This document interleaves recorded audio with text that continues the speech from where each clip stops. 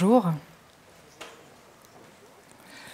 Alors j'appartiens effectivement, j'en ai vu quelques-uns passer dans la salle, j'appartiens à un métier, à un des métiers les plus détestés.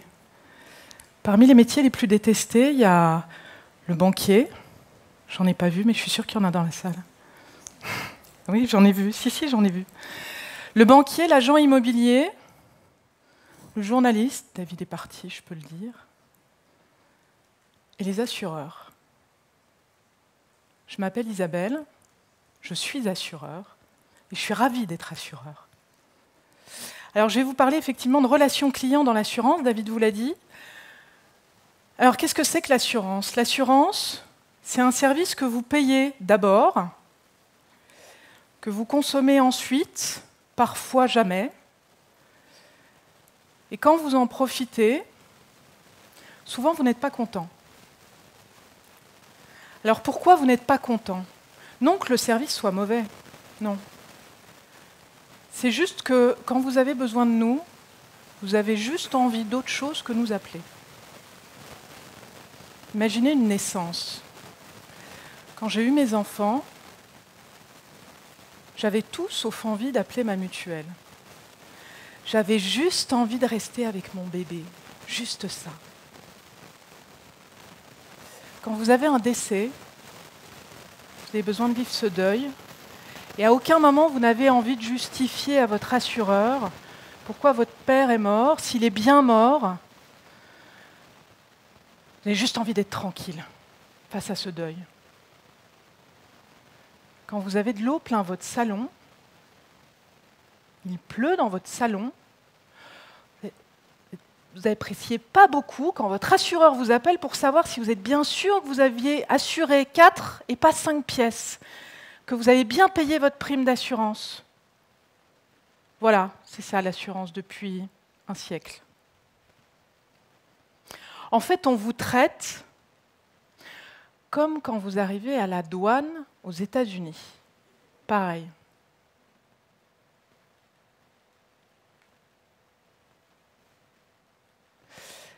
L'assurance, c'est... alors, on pourrait se dire pourquoi je suis un peu crue comme ça, un peu trash. Heureusement, je nuance un peu, c'est pas que ça. On a fait plein d'efforts dans l'assurance et dans la relation client-assurance depuis plusieurs années. Le digital, l'informatique nous y ont aidés. On a mis des rustines un peu partout dans les procédures. On essaie de regarder là où c'est pas très fluide et puis de réparer. Mais on peut faire mieux quand même. Parce que le problème qui reste encore dans l'assurance aujourd'hui, c'est quand même notre culture. On est quand même dans une culture très ancrée sur le contrôle et la vérification. En fait, l'assurance, ça a longtemps été un homme à terre et quelqu'un qui lui tourne autour avec un bloc-notes. Ça va durer des heures. Et il va lui poser plein de questions.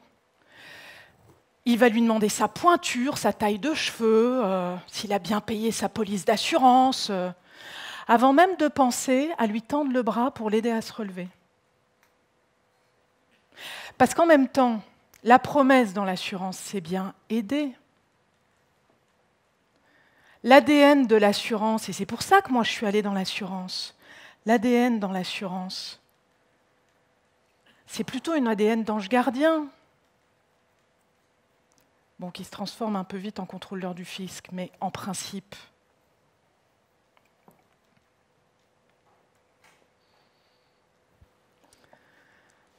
Mais les procédures, on aime ça. C'est ancré. Alors évidemment, tout ça, il faut que ça change. Alors, évidemment, là, vous vous dites, depuis tout à l'heure, quand même, elle exagère. On a quand même fait quelques trucs depuis le 19e siècle. On a profité de tout ce qu'avaient fait d'autres avant nous. Les télécoms, les centres d'appel, d'autres industries. On a aussi profité de la vision multicanale, on est passé à l'omnicanal, on écoute nos clients, on écoute la voix du client, on mesure leur satisfaction. On a même commencé à surfer sur la vague digitale.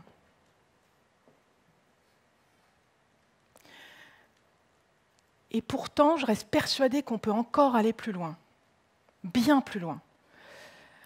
Pourquoi? Déjà parce que on est dans un monde, dans un domaine en tout cas, assez formidable. C'est quand même un des seuls domaines où vous vivez au plus près de moments de vie très forts et intenses de vos clients. On est là à la naissance, on est là quand il y a maladie, hospitalisation, on est là quand il y a tout un tas d'accidents de la vie, on accompagne à la retraite, et on est même encore là quand l'assuré, lui, n'est plus là. Toutes ces opportunités pour marquer des points, pour positiver la relation qu'on a avec nos clients. N'empêche, il y a encore du travail. On n'y est pas encore. Et pour aller un cran plus loin, on se dit pas mal en ce moment que c'est bien de s'inspirer, c'est bien de regarder ce qui se fait ailleurs. D'ailleurs, le monde bouge très vite, le référentiel de nos clients, c'est plus la concurrence, mais c'est bien l'expérience qu'ils peuvent avoir n'importe où ailleurs. Chez Darty, chez les nouveaux entrants, chez Amazon. C'est ça le référentiel d'expérience de nos clients. Alors nous, on est allé regarder Oscar, comme beaucoup d'assureurs en ce moment. Vous savez qui est Oscar? Alors Oscar, il est américain, c'est un nouvel entrant sur le marché de l'assurance. Le Uber de l'assurance, on pourrait presque dire. Et Oscar, la question que je me suis posée, c'est comment ils ont fait, alors que ça fait des années qu'on est dans l'assurance, pour entrer sur ce domaine sans être expert du métier. Eh bien, Oscar, c'est très simple, il a un peu fait comme l'a fait Airbnb sans connaître le marché de l'hôtellerie. Il a un peu fait comme Uber, il a un peu fait comme d'autres nouveaux entrants. Oscar, il est entré par l'expérience des clients. Digital, évidemment, extrêmement fluide, simple, transparente et personnalisée. Par exemple, Oscar, quand vous arrivez chez eux, quand vous souscrivez votre contrat d'assurance, ils vous envoient un podomètre. Vous savez ce que c'est qu'un podomètre? Podomètre, c'est le truc que vous avez, alors je ne l'ai pas pris parce que j'ai déjà un gros machin dans la poche, mais le podomètre, c'est ce que vous avez maintenant de base sur vos smartphones. Il y a une appli santé sur l'iPhone, c'est une appli qui compte vos pas. Alors aujourd'hui, moi j'ai regardé avant de monter sur scène, j'avais 6123 pas et j'avais monté 10 étages, parce qu'il y a plein d'étages en fait. Et bien Oscar, il vous donne un objectif et si vous faites 10 000 pas par jour, il baisse votre prime ou il vous donne des bons d'achat chez Amazon. 10 000 pas par jour, 1 $ de bon d'achat. À la fin du mois, vous pouvez vous racheter la paire de baskets qui vous sert à faire les 10 000 pas. Astucieux. J'ai un comportement positif, j'ai une prime de mon assurance et tout le monde s'y retrouve. Alors je disais tout à l'heure, Oscar, il est rentré par l'expérience client, très digitalisé. En fait, Oscar, il s'appuie beaucoup sur les data, les données, un terme pompeux pour dire données. Et alors, paradoxalement, la data, c'est la spécialité des assureurs, comme des banquiers d'ailleurs. La data, ça fait des siècles qu'on les brasse chez les assureurs. C'est notre spécialité. D'ailleurs, c'est bien simple, le data scientist s'appelle l'actuaire chez l'assureur. Et chez les assureurs, comme chez les banquiers, tous les jours, on extrait, on mouline, on crunch dans tous les sens, on brasse, on analyse des données. Et ça, on le fait depuis que l'informatique existe. On le fait même depuis bien avant, en fait. Et notre challenge à nous, relations clients, c'est de réussir à transformer cette expertise, ce savoir-faire précieux, très spécifique, pour le mettre au service de la relation avec nos assurés, au service d'une relation simple, fluide, transparente, personnalisée, pour que finalement notre assuré, il oublie qu'il n'aime pas être assuré, qu'il oublie qu'il n'aime pas son assureur, et qu'il oublie qu'il n'a pas envie de nous appeler quand il a besoin de nous. Alors je disais tout à l'heure, on n'a pas attendu, on a commencé à faire des choses. Alors sur les datas, c'est un peu pareil, hein, on a fait 2-3 trucs quand même. Alors qu'est-ce qu'on fait aujourd'hui? Je vais vous donner un exemple. J'aime bien cet exemple. C'est un petit clin d'œil à quelqu'un qui est dans la salle. En fait, en mai, on s'est aperçu, en jouant avec les datas, qu'on avait plein d'appels des seniors. Alors pourquoi en mai, on a plein d'appels des seniors? Eh bien, c'est simple. En mai, le printemps revient, le soleil brille, les hirondelles volent, et on a une vague de silver qui veut partir en cure thermale. Alors avant, on les attendait, nos silver qui voulaient partir en cure thermale, parce qu'on ne les avait pas bien vus arriver. On les attendait, on avait... Alors, on pourrait presque dire qu'on les attendait comme cette fameuse armée, l'armée blanche dans Game of Thrones. En tout cas, on les attendait, on avait un peu peur, parce qu'on se disait « Oh, ils vont consommer. Ça va nous coûter de l'argent. » Et puis, on ne savait pas combien ils allaient arriver, surtout. Alors, on a mouliné, on a fait tourner les datas, on les a un peu profilés, on a identifié qui était sûr de consommer de la cure thermale, et on leur a envoyé toute la documentation pour leur expliquer et pour leur permettre d'organiser leur cure thermale et de savoir exactement comment on les prenait en charge. On a limité l'effort client, on a éradiqué tous les appels sur les cures thermales, et on n'y a pas laissé notre chemise. Parce qu'on n'a pas eu plus de cure thermale que l'année dernière.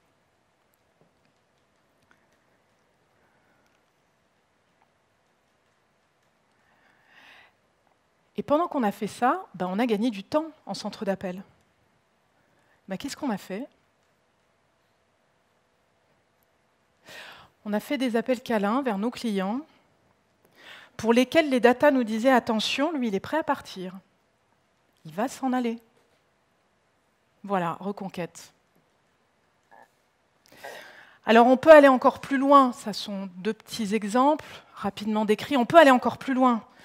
Demain, on peut imaginer prendre ce temps qu'on a récupéré pour nous concentrer sur l'or. L'or,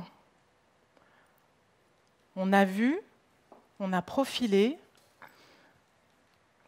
et quand elle a eu sa première prise de sang remboursée, sa première échographie, on n'a pas eu à attendre la 2e échographie, ou on n'aura pas à attendre la 2e échographie, qu'elle aura déjà son kit de la future maman dans sa boîte. Et hop! Et directement, instantanément, dès que le divin enfant arrivera, on lui versera la prime de naissance, et rapidement derrière, un bouquet de fleurs, une boîte de chocolat, un petit mot personnalisé. Et on disparaîtra, comme si on n'avait jamais existé. Parce que c'est ça aussi notre métier. Disparaître quand c'est le choix de l'assuré.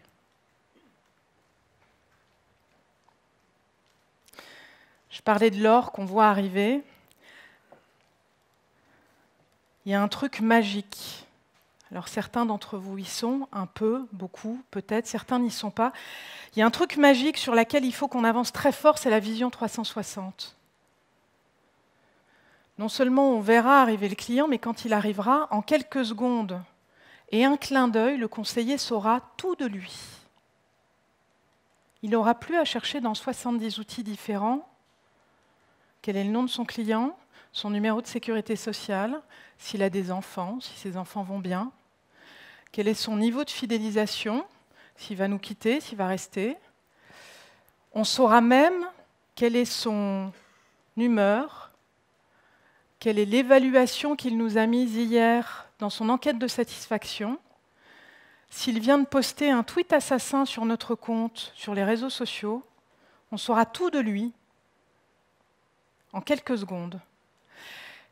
Ça, c'est la vision 360, celle qui nous permet de nous mettre au bon niveau d'empathie et d'avoir la bonne attitude vis-à-vis de notre assuré au moment où il a besoin de nous. Et on peut même aller plus loin. Quand notre fameux assuré arrivera dans ce fameux SVI, le serveur vocal interactif, vous savez, taper 1, taper 2, taper 3. Bon alors maintenant on ne fait plus, taper 1, taper 2, taper 3, on parle, on fait une phrase, langage naturel. Quand il fera sa phrase en langage naturel, celle qu'il fait déjà aujourd'hui, on pourra identifier à sa voix ce qu'on appelle l'empreinte vocale, qui il est. Quel est son numéro de sécurité sociale? Quel est son historique? Et reconstituer virtuellement très vite la vision 360. Je vais un cran plus loin. On l'aura reconnu, empreinte vocale, magique. Pas tant que ça, on y est presque. Et pendant qu'il aura la jolie musique, vous savez, celle qui vous permet d'attendre qu'un conseiller soit disponible pour vous prendre en charge, pendant cette jolie musique, eh bien, on laissera la place à une voix, celle d'un voice bot, la voix d'un robot. On percevra à peine que c'est un robot. Il est entré dans notre SVI en disant « Je veux connaître mes garanties ». Et la voix, cette intelligence qui aura reconstitué très très vite le profil du client, aura identifié que, par ailleurs, il attend un remboursement d'optique. Et la voix lui dira que son remboursement optique a bien été pris en charge, que le virement de 125 € sera effectué sur son compte dans tel jour. C'est ce que j'appelle le proactif sur le réactif. Alors quand je vous raconte tout ça, je ne peux pas m'empêcher, je me prends à rêver. Mon rêve, le Tinder de la relation client. Imaginez demain faire matcher le profil de votre client avec le profil de votre conseiller. Le conseiller et le client se parleront par une sorte d'affinité élective.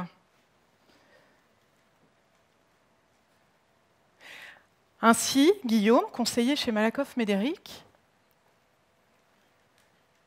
aura le langage complètement adapté quand il parlera à Bastien, génération Y, employé dans une start-up. J'ai oublié de vous préciser que Guillaume était geek à 16 heures. On peut imaginer Laure aussi, qui aura eu 2 enfants entre-temps. Laure, elle saura rassurer Héloïse quand elle arrivera pour poser une question en relation client et qu'elle attendra son premier. Stéphane, fan de moto, sera beaucoup plus attentif quand Mathieu arrivera après avoir fait un accident de scooter. Et Monique, dernier exemple évidemment, Monique, 59 ans, elle sera quand même plus à même d'accompagner Georges, qui sera à la retraite l'année prochaine. Voilà, la data c'est ça, c'est plein de belles histoires à venir. Bon alors une fois que j'ai rêvé et que j'ai raconté de quelques petites histoires,